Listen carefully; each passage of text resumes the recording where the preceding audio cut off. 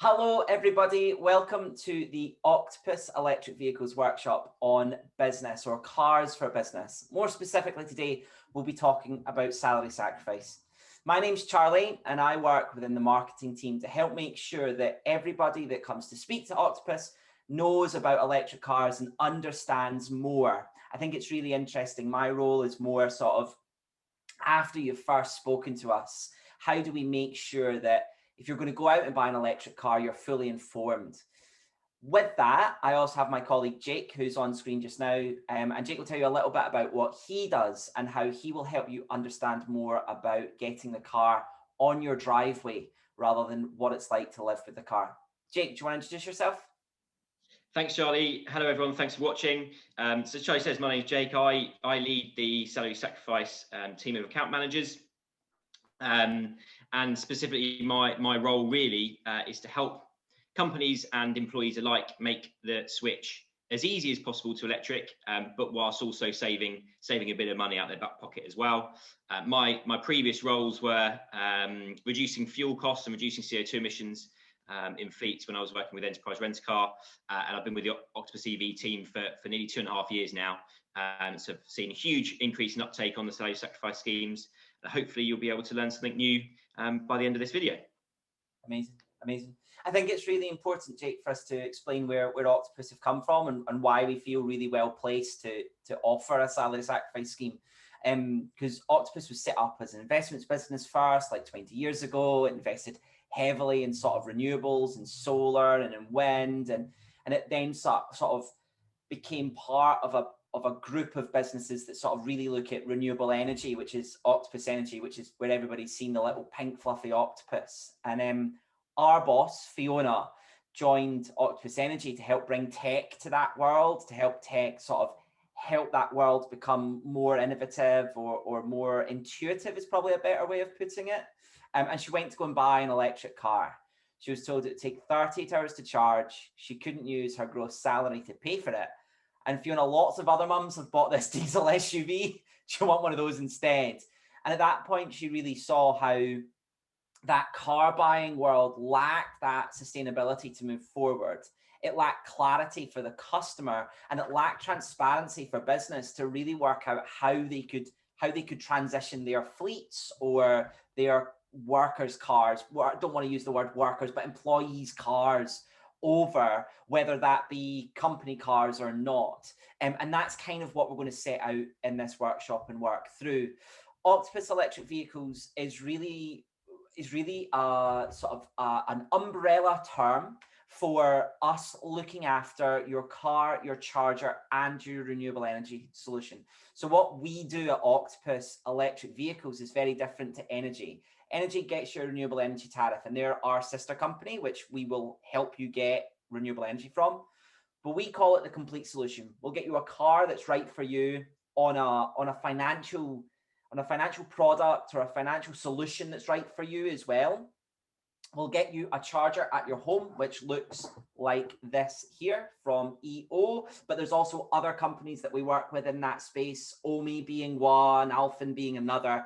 And we'll also get you a renewable energy tariff at your home, so you're down at about a penny a mile, depending on how you use your car. And we're the only business in the UK that can do this all under one roof, and barring watching a few YouTube videos with me and Jake, you should only really speak to one of Jake's team and then to one of the delivery or ops team, somebody like Alex or Ben or Ellie or Amelia, who'll actually make sure that the charger and the tariff are in play so that when your car arrives, you start making the savings straight away. And I think that's what sets us apart in a very, very different way. Fiona decided that we were going to be a leasing business because of her experience, but also because of this slide here. We can see that the electric vehicle world has grown exponentially in the last sort of 5 years, in fact, 10 years as well. I bought my first EV in 2012. Jake and I worked in the car industry, sort of circa similar amounts or similar time frame. I sort of started in 2014 with Tesla and moved through to Octopus in 2019, and we saw the differences in cars have grown really quite quickly. But also, I suppose, Jake, this slide isn't so representative because it's not like we've seen a doubling of cars between 2015 and 2020, have we? We've seen much more of a doubling in the last 6 months, 12 months, really. Yeah, even in my 2.5 years, I've pretty much gone from having 4 readily available, five at a push cars, but to probably 30 readily available now, but plus another 10, 15 coming this year, and you're seeing manufacturers who had never talked about EV in the last couple of years suddenly coming out and saying that all of their ranges would be fully electric or at least electric or hybrid by 2030. So a huge shift in the last couple of years. And that plays havoc with residual values if you're buying a car cash or on a hire purchase product, right? It really starts to put the person that's buying the car at risk of that car. Maybe you buy the Porsche Taycan. Now, not everybody can, but to give you an idea, the Porsche Taycan's technology is very different to the other car manufacturers' technology. And I probably think that Taycan will go on and that technology will last out. But imagine that they decided not to run with that technology. In 5 or 6 years' time, that residual value could be absolutely shocking because there's not the right things to service that technology. So in that sense, leasing was to protect our customers from that potential problem and basically shift the onus back to us so that we take that risk for you. We make sure that we are picking the right cars and we're recommending the right cars for you. To give you an idea of just how much that sort of world has grown, is that this is a photo from August when we had a socially distanced sort of staff car day. We had a whole load of new joiners who'd never been in EVs before. And for me, it's a very strange photo because I don't want to say it's the most EVs I've ever seen in one place. I used to work for Tesla. I've seen their big update car lots. There's a video going around TikTok at the moment of them all flashing their lights as they're updating. However, I would say it's the most diverse range of EVs that I've ever seen in one place. They could actually be driven. I think that's the other thing, is that all these cars were driven to this event and they could be driven home. And even since then, just looking at that Super Mini class, so just looking at the Renault Zoe and the Mini Electric there, we also now have the Fiat 500e, which will be with us in a couple of months. We have the Honda E, which we tested about 3 weeks after. We have the Corsa E, the 208E or the E208, and we also have like the DS crossover luxury thing, and then we also have the MX-30, the Mazda, and we have the which car is it, Jake, that I've missed out there that I'm really thinking is really good?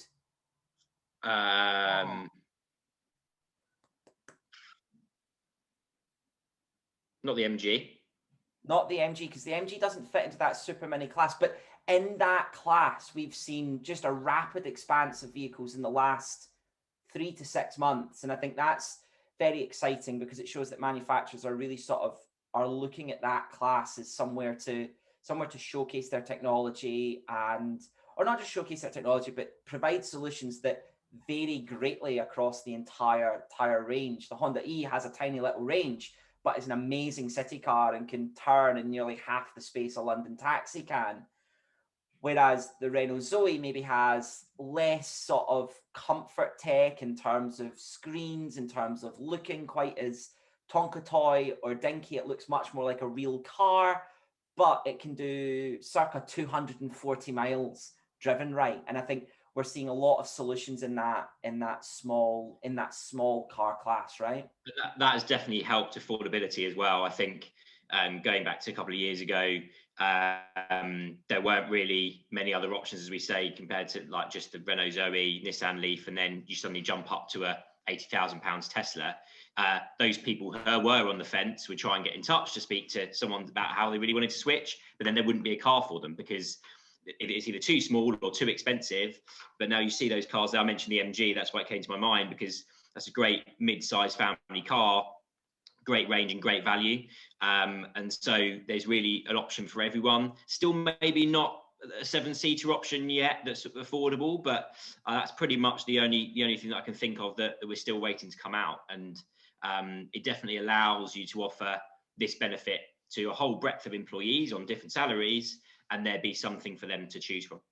I think that's a really important point to make there as well, Jake, is that there's lots of manufacturers building lots of cars, and you might have to become a little bit less brand loyal, but we're here to help with that, right? We've got no brand affiliations, so we're not going to tell you to definitely buy one brand over another.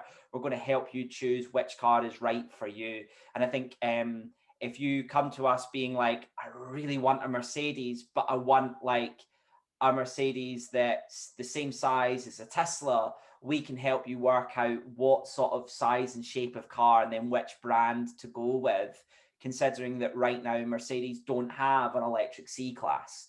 They've got some electric crossovers, which are amazing, but if you don't want a crossover, we're going to have to start thinking about something else for you. But don't be put off by that. Just be aware that we will listen to that and work with that, rather than sort of being like, oh, it's not a Mercedes for you, sorry, and keep going. Yeah. I think it's really important to point out that there are other workshops. There'll be other videos either over here or down here, depending on whether you're on your phone or on your laptop watching this, regarding charging, a whole load of stuff about how batteries charge, how they work, the cars that we have as well, how they work. They should be listed under Tuesday's charging, Thursday's EV family, and Fridays are fast and fun. If you click on those playlists, you'll be able to see different videos about different cars, about different sort of bits of the car community as well around electric vehicles. But we just very briefly wanted to touch on charging, because I think as a business owner or somebody that's coming to this from HR, it can get really confusing about how charging actually works, and do I need to fully charge my office, or do I need to put chargers everywhere in the car park? And the answer is really no. We're going to just very much level everybody to the same level on charging, just so that when we have a conversation, we know, and you know what we know, or what we think is important for you to know. At your home, it takes about 20 or 30 miles an hour to charge. So what that means is for every hour that you're on charge, you get 20 or 30 miles back into the tank. And that is on one of these. Jake, that costs like 550 quid, isn't it? And it goes on 545, yeah. 545, and it goes on the side of your house and it connects up, and essentially that's how all your employees or you would charge every single day. So every night, come home, plug in.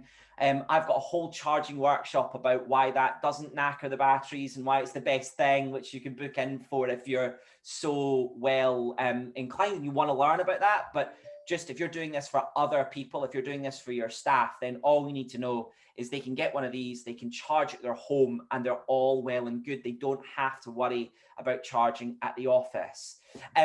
That's brilliant for when you're traveling to work or traveling to the shops. The reason it says up to 40 miles an hour is because some locations like shopping centres or the cinema might have a slightly higher powered charger, and therefore take you to, for every hour, you get 40 miles back into the tank.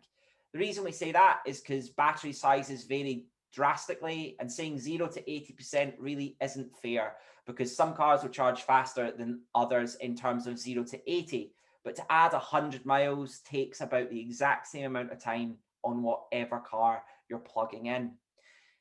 Those chargers are brilliant for if you are just traveling to the office, but they're not that great for if you're looking to go longer distance. So if you're looking to travel London to Glasgow, Manchester to Frankfurt, Bristol to Edinburgh, you would charge on something called CCS. Now, there is another connection called CHAdeMO that works with the Nissan Leaf, but the number of Nissan Leafs that we're seeing now, because of the other cars that are in its price bracket and in that level, is reducing quite a lot. And this is the European standard. We know that the next electric Nissans will be running this connection as well. So if you do read something about something called CHAdeMO or anything like that, don't worry, you're not confused. That is another charging connection, but it's not the one that long term is going to win out. So we just wanted to make that clear. But this allows up to 1,000 miles an hour as a peak charging rate.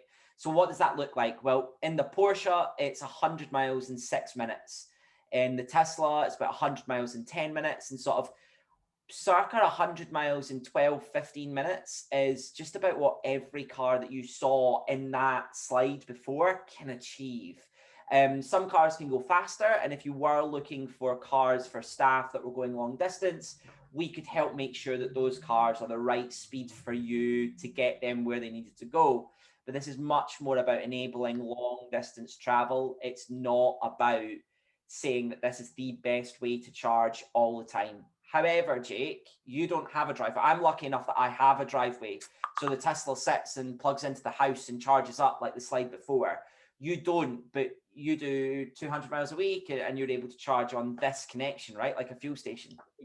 Exactly. I'm the perfect example of someone that before I moved to Octopus EV was like, I can never have an EV. I don't have a driveway. It'll be a complete pain in the backside. We understand that if you're doing 40,000 miles a year, it will probably still be a pain in the backside.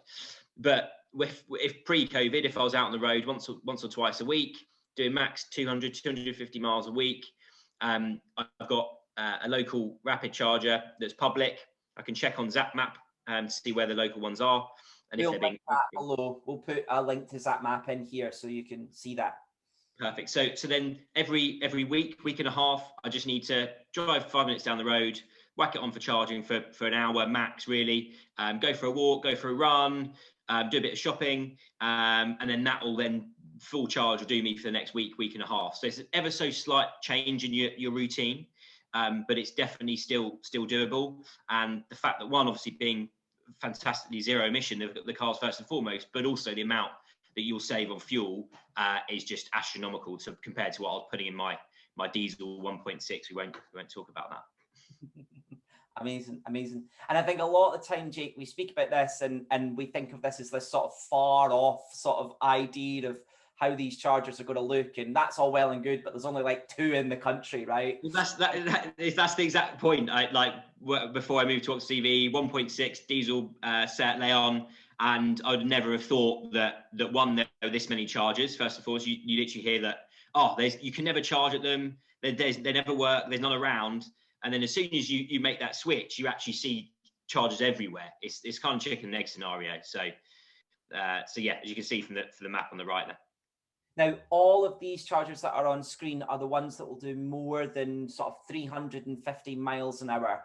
That does depend on the car, but granted, more than 300 miles an hour is where you're starting to enable longer distance travel. And you can see all those on the link Zap Map, which we'll put below. This is actually from PlugShare, which is a different app, which you can download as well. PlugShare is a little bit more complicated to use, but it's what enabled me to get to the Arctic Circle. I took 4 EVs to the very north of Norway in Nordkapp, and PlugShare was what enabled that. So you've got 2 options there, Zap Map or PlugShare, depending on how you feel about open source and how complicated and deep you want to look into it. But this is not something that you have to think, oh, well, I need to drive definitely up the M6 and not the M1 to get to Coventry because I'm not going to have the chargers. There are chargers everywhere. And all the ones that are on screen are not the slower ones. These are just the faster ones to help you enable that long distance travel. Something that we're going to come on to the salary sacrifice stuff as we keep going. But one thing we need to point out is that the government has put in a whole load of incentives to allow us to be able to offer salary sacrifice, or to be able to bring back the company car. The company car is a bad word. And I suppose benefit in kind is a huge part of that. And lots of people ask us quite often, why is benefit in kind the way it is for electric vehicles? Is it that they're going to sort of put a whole load of people in electric vehicles and then ramp the tax right back up, and then all of a sudden we're going to be back at paying 37% for our benefit in kind for our vehicles?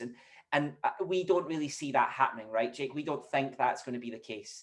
And one of the big reasons for that is inner city air pollution. So if you think of Octopus Energy, their biggest challenge or their biggest thing is about combating climate change through how we generate renewable energy. Like, how do we generate energy that's sustainable, renewable, cheap, easy to get a hold of, and doesn't cause climate change?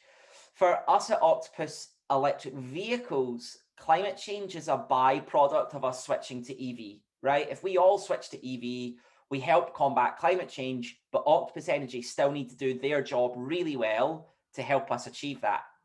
However, if we all swapped to EVs tomorrow, we'd essentially drop inner city air pollution by up to 80%.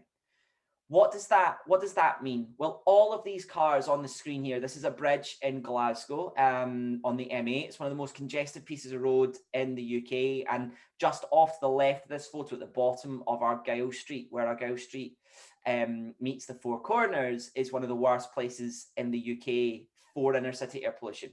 London and Paris have much grander is not the right word, but more air pollution across the whole city, but the concentration of it in this one little bit of Glasgow is pretty scary. That's partially because the motorway running through it and other things. If all of these cars could switch to electric, those SOx, those NOx, and that CO2, so the sulfur dioxide, the nitrogen oxide, and the carbon dioxide being created by these cars, we would see a huge drop off in that as well. And the scary thing is, Jake, you talk about these just being people on their way to work, right? I would hazard a guess that 90% of these people are driving to and from the office, 20 miles maximum a day, which can easily be done in an EV. They do go further than Tesco's and back. And really, the salary sacrifice scheme helps those people make the switch. Historically, the last stat I saw, the average age of a car in the UK is 8 years old. Subsequently, that will be a worse polluting car than obviously a brand new one, whether that be petrol or electric. And then also that those older cars are costing individuals a lot more in servicing costs, unexpected breakdown costs, something that can be eradicated from making that switch to the salary sacrifice scheme. Yeah, absolutely. And I think that comes on to what the government's done. So the government has put in sort of some incentives around EVs because they see that inner city air pollution is leading to a huge cost on the NHS. So in Scotland, it's about £1 billion. We say that because it was a photo of Glasgow, obviously. The whole of the UK, the government's spending close to maybe 20 billion a year on inner city air pollution. And we're seeing like 40,000 premature deaths every year due to inner city air pollution as well. So as much as, yes, we expect taxation to change, we expect the way that we're taxed on transport to change, we don't expect that this is sort of like a short-term fix that then all of a sudden is going to be changed, right? This year, we are filming this on the 17th of February, so we're still able to say 0% benefit in kind. If you're watching this in April, it's now 1% benefit in kind for the 21-22 tax year, and then I think it rises to 2% for the following 3 years. Is that right, Jake? Correct. And I think historically, the last few years, companies have been really put off offering company cars to their employees, mainly due to the fact that the government, on the flip side of dropping benefit in kind on zero emission, hiked petrol and diesel benefit in kind costs. So for years, 10, 15 years ago, if you needed it, you could get a company car, happy days, all great financially. Suddenly, that benefit in kind tax rose.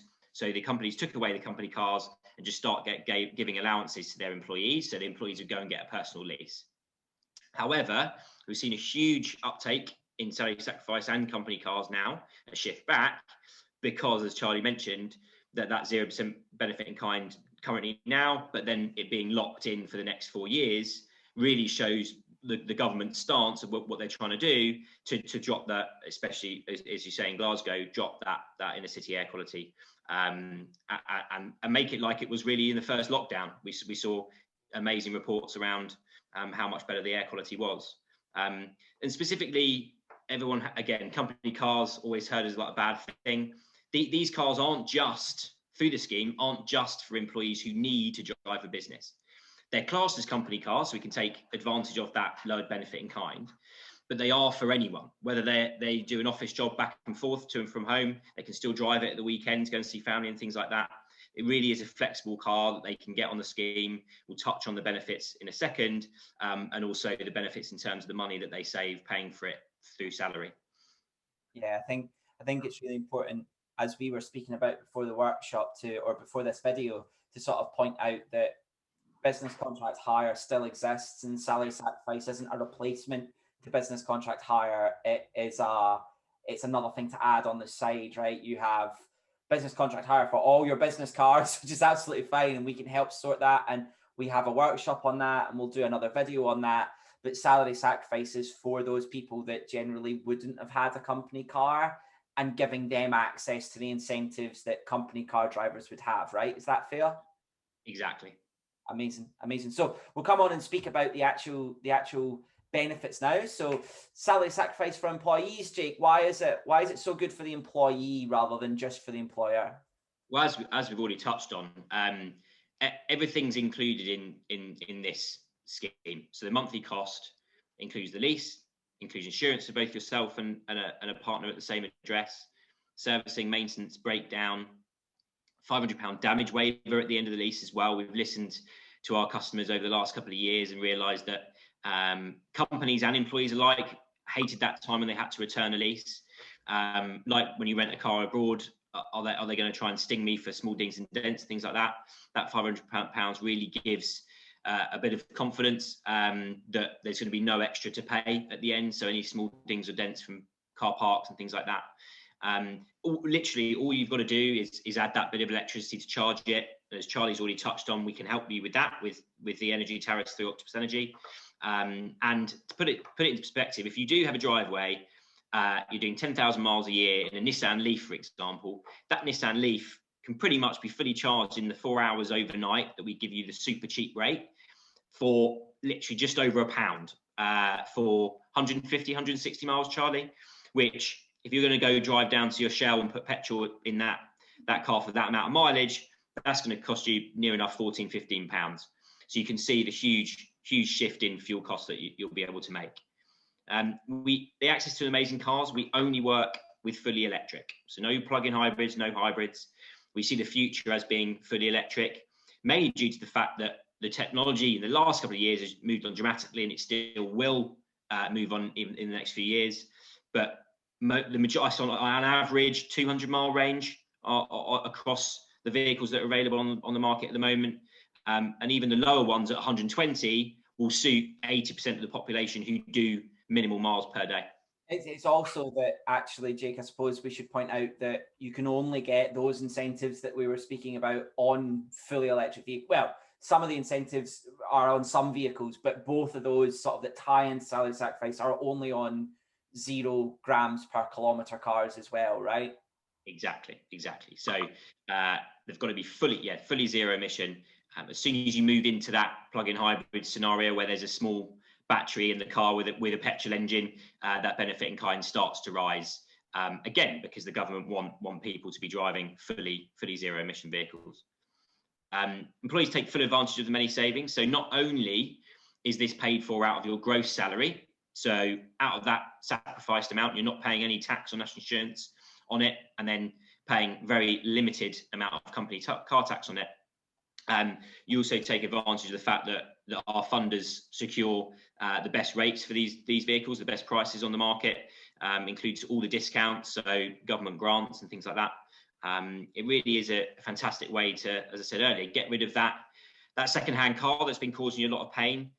Pay no upfront costs to join the scheme either on this lease, and know exactly what you're going to be paying for the next 2, 3 or 4 years. At the end of that, one thing to note is that it is a pure contract hire, so no option to purchase or balloon, anything like that at the end. What we find is a lot of people are quite skeptical about moving to a lease if they've always owned outright. But number one, we realise that people actually get excited about that new car smell, that new car feel. At the end of 2 or 3 years, they've got a promotion or had another family member whereby they can get an upgrade. So actually, once you sort of understood that you're not buying something outright, taking all that residual value hit, as you touched on, Charlie, earlier, they'll be able to move to another brand new car with probably a better range, actually, with the increased movement with technology. So really a fantastic benefit to offer him. Sorry, Charlie? I think there's some stuff around sort of future ULEZs as well, right? Sort of like future-proofing your staff against travelling into Glasgow, London, Birmingham, Northampton, that there's also a whole lot of things that we can't go into. Not that we can't go into, but we don't have the time to go into, like where their other savings are. But there's a whole load of stuff around parking in London, congestion charge in London, and obviously from my accent, I'm not like London centric. I'm based in London at the moment, but I understand there's a world outside of it. But also, if we look at London as politically what's happening with these sort of congestion zones and ULEZs, we know they're spreading themselves across the rest of the UK.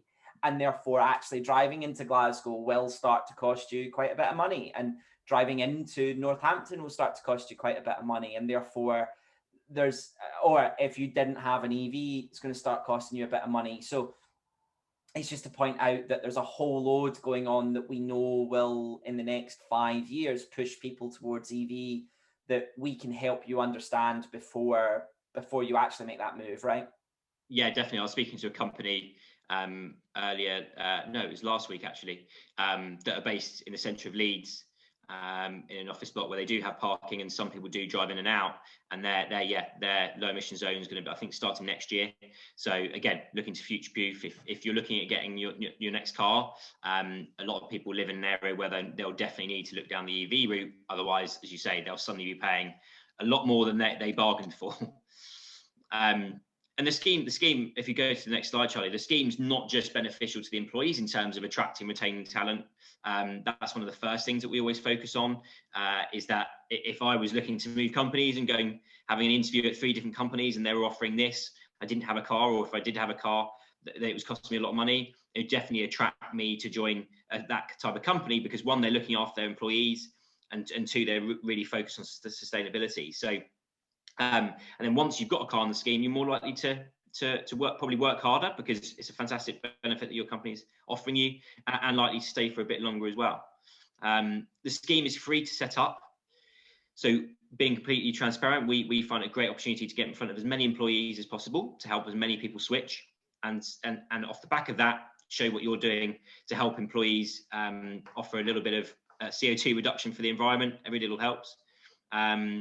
And also the fact that we provide all of the marketing materials internally. We used to do test drive days. We hopefully will get back to those days sooner rather than later.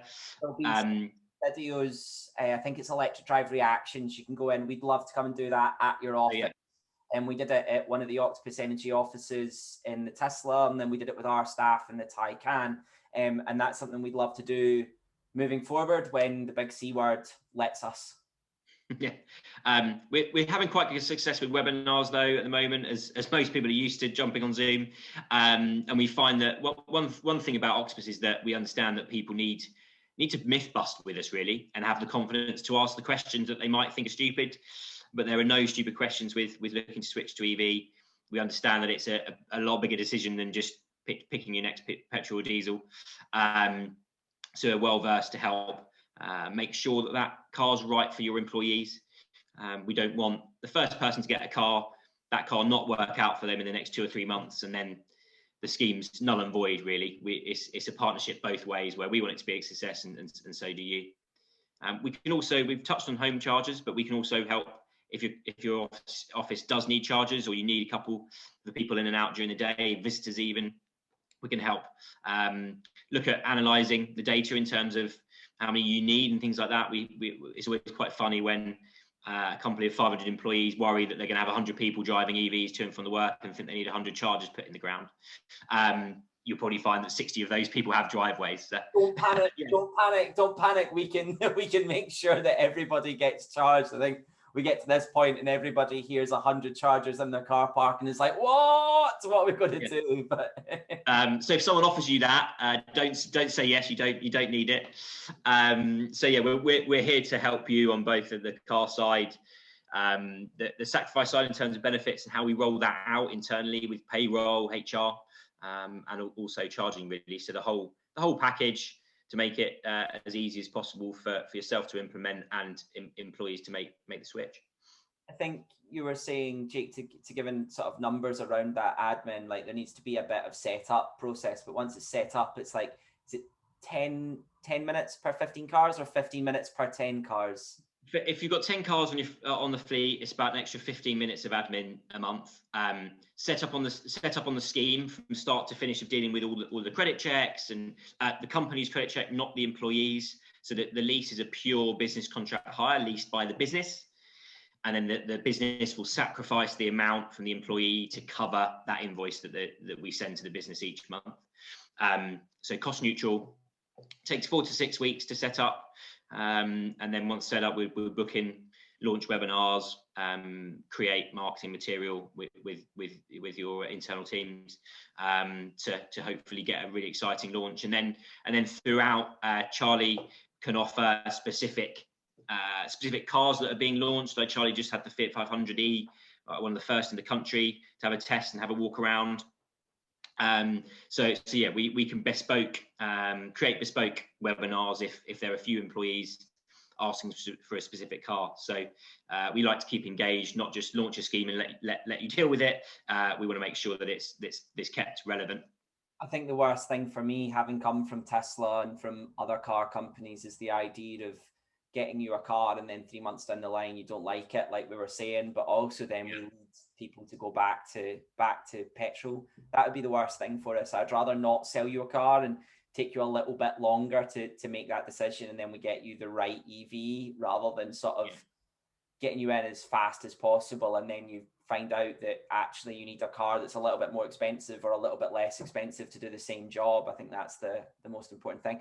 On that note, we have an example for Jake to sort of chat through. There's some stuff around no upfront payment and insurance available and all that jazz, but something that's really kind of important, I suppose, for us to point out with the salary sacrifice is that your payment includes everything, right? As long as you're more than 25 or 50, is it 50 or 25 people in the business? Larger than 25 employees, yeah. That's the threshold for us to be able to offer the full package, so insurance included. One thing I haven't touched on, actually, it's at the bottom, the left-hand box there, is the early termination protections. So a lot of companies are worried about rolling these schemes out because they'd be left with cars sat in the car park going dust because the employees left or has been made redundant, anything along those scenarios. We make sure that we build in a protection that enables you to return a certain amount of vehicles a year for free. So there'll be no early termination fees, reduce the risk for you as a company, and yeah, allows you to have a bit more confidence to be able to roll it out to as many employees as possible. And then also we help in terms of making sure that people can keep the car whilst they're on long-term paternity cover, and protections like that. So yeah, I forgot to mention that earlier, but that's one main point that is to consider, that if you're looking to sell this, if you're an employee looking to speak to your HR team or fleet team, that'll be one of the main questions that they'll come back and ask you. But as Charlie said, that 308.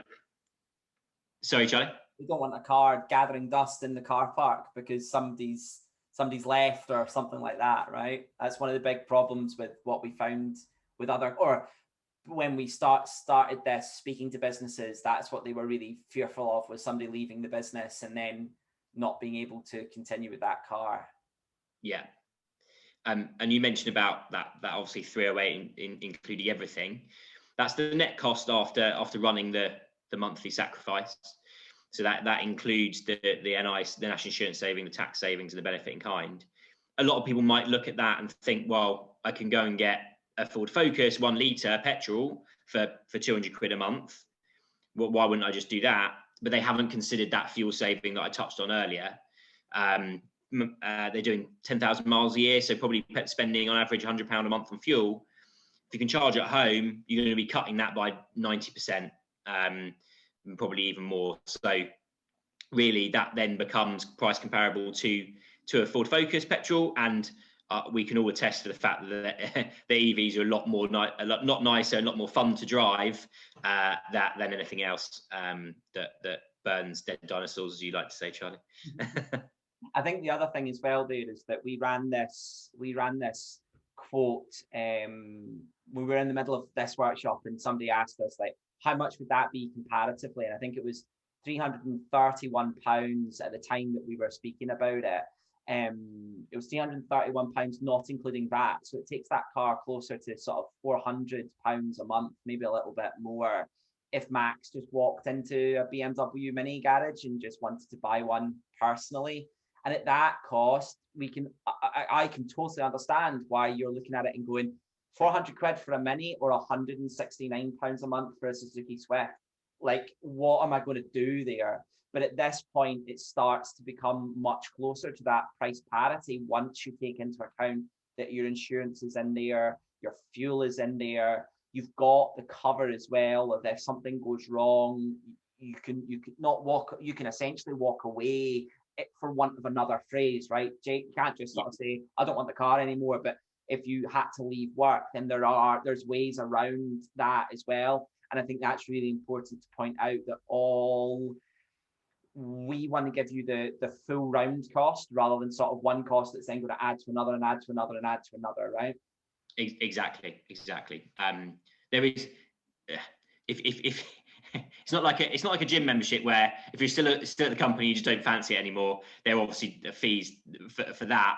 But in terms of it comparing to like owning a fleet car, or a business contract hire outright, or a salary sacrifice car, the salary sacrifice car allows you to be a bit more flexible in terms of changing mileage during the term if that increased for some reason, or extenuating circumstance, if you're doing more miles for business suddenly, or moved house and you were further away from the office and things like that. There's a bit of flexibility there to look at changing leases. But the fact we build in that leave protection really does give the employee and the employer that satisfaction that if anything happens before the end of the lease, the car can be returned at no extra cost.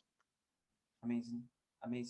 Well, normally in the workshop that wouldn't be on YouTube, this is where we would open up to questions, and you are more than welcome to book in for a workshop. Maybe this is because you've missed one, or you wanted a recording to send to people. So absolutely, that's why we've done this today. However, normally there would be questions and answers in here. A lot of the time it's around that parental leave, it's around that early termination, it's around sort of how that works with taxes and other things as well, which you can pop into the comments, and pop them in the comments below, and I will keep a monitor of that. And what I'll then do is link you back to Jake and his team.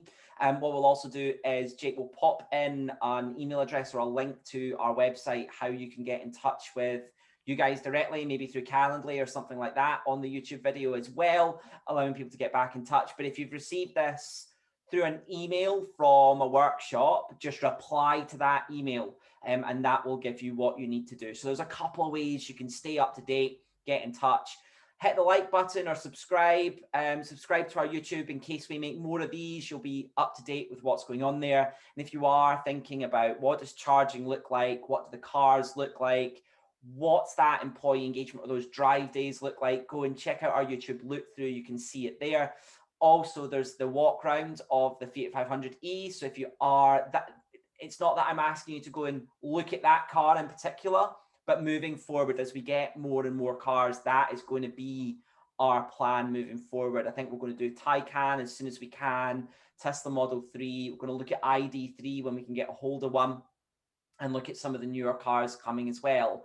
And we will then open that out to all of your employees. So it's not like we're going to hold on to them behind a closed door. You can access them all, send them to whomever you need, so that they can stay up to date with the cars that are coming as well. And we can make sure that we're getting you the right electric car, rather than just getting you an electric car that doesn't do the job. And thank you ever so much for watching. We look forward to seeing you again soon. And I'll let Jake say the final words. Thank you everyone for watching. It's been a pleasure. As Charlie says, please do get in contact if you have any other questions. Bye-bye.